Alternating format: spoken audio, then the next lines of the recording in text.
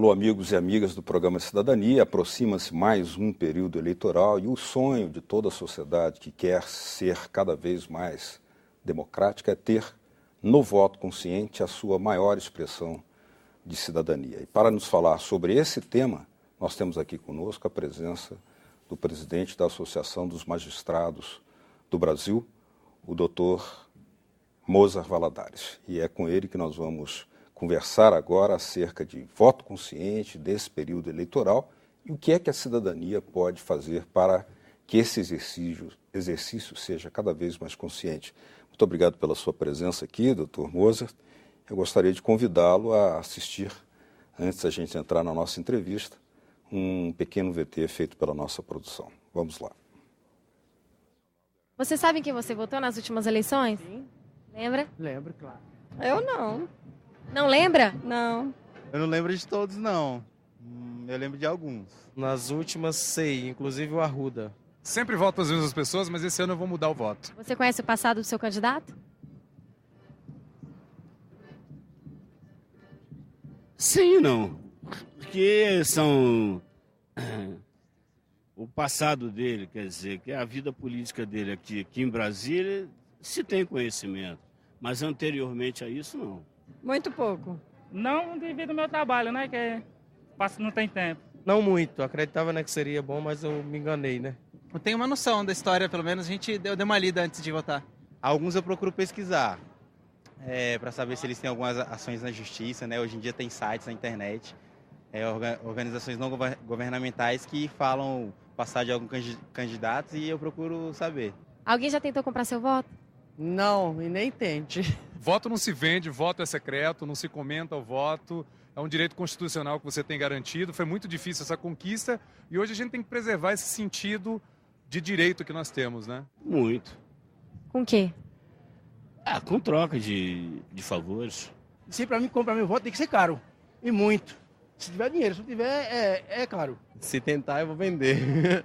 Como? Você venderia por quanto ou pelo quê? Não sei, mas tem que valer a pena, né? Você é a favor do político que rouba, mas faz? Não, eu sou a favor do que faz, não do que rouba. De jeito nenhum, né? Por quê? Bom, porque tá roubando uma coisa que é da gente, né? Se ele roubar, ele rouba a mim. O dinheiro não é dele, ele tá roubando o que é meu. Como é que eu vou ser ladrona de mim mesmo? A gente tem na cabeça que todo mundo rouba, né?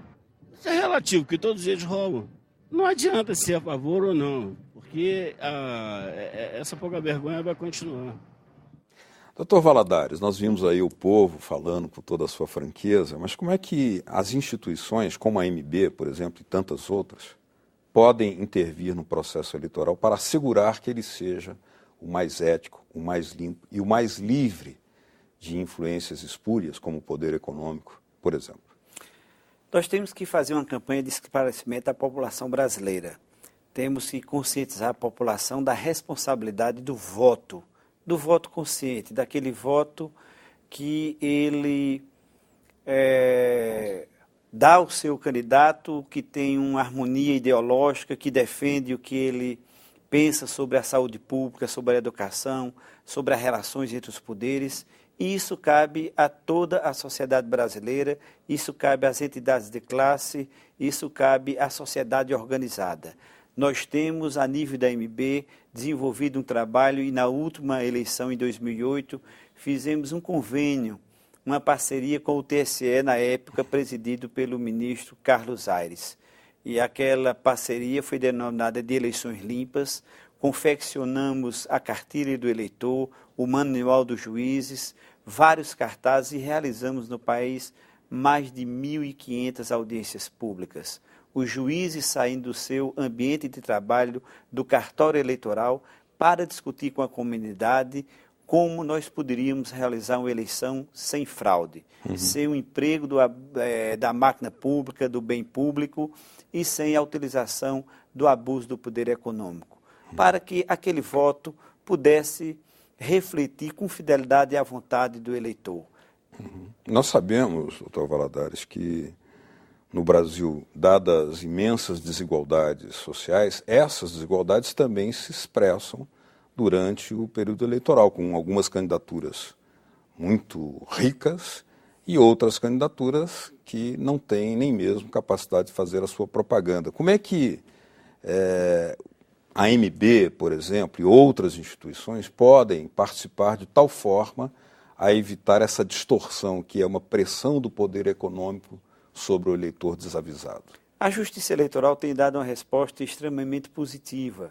Só é se fazer um levantamento da quantidade de processos, de acusações da utilização da máquina pública ou do abuso do poder econômico nas últimas eleições. E temos um fato inédito no país. O TSE cassou o mandato de 3 governadores de estados da Federação Brasileira. E as 3 acusações que ocorreram no ano de 2006, nas eleições para governadores de estado, é exatamente sobre a utilização. Esses governadores estavam pleiteando 2 a reeleição e 1 a eleição para governador e se utilizaram da máquina pública, do bem público, para, de uma maneira, comprar o voto daquela faixa da população mais carente, mais necessitada.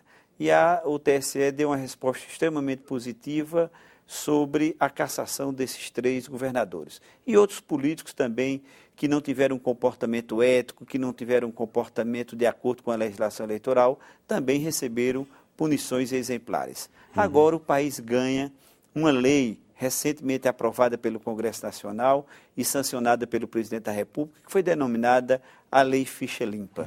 E essa lei é mais rigorosa com os políticos que ainda insistem em se utilizar de fraudes para adquirir votos. E eu tenho certeza absoluta que isso é um novo marco na política nacional e essa lei vem prestar mais ética, mais transparência e fortalecer a democracia brasileira.